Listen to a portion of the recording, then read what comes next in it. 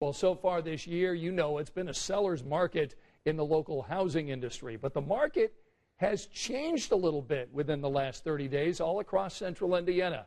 That's what we're talking about today with Greg Cooper. He's with Berkshire Hathaway Home Services Indiana Realty. Greg, it's always great to have you here. Great to be here, Scott. So what has changed? Well, early part of this year, for many home buyers had not to look at property, they really had to pack their patience because it was a tough market in a lot of ways for them. Now it's getting a little bit better. Not perfect. We're seeing past the 4th of July, a lot of people anticipating being in by the time school started. They've made those decisions. Inventory is a little better, and certainly the buyers are not quite as plentiful. So why is it changing, do you think? Well, interest rates have eased up a little bit, edged up a little higher, which has changed the demand a little bit. Believe it or not, we're all just a 10th grade economics class out there in the housing market. So as homes get a little bit more expensive to purchase, it limits the number of people that can afford certain price points. So the most affordable price points still have a lot of people looking, but it's not been at quite the excessive level that it was. When you and I have talked before, we've talked about multiple offers coming in on just about every house. At least that's what some people think may happen. Right.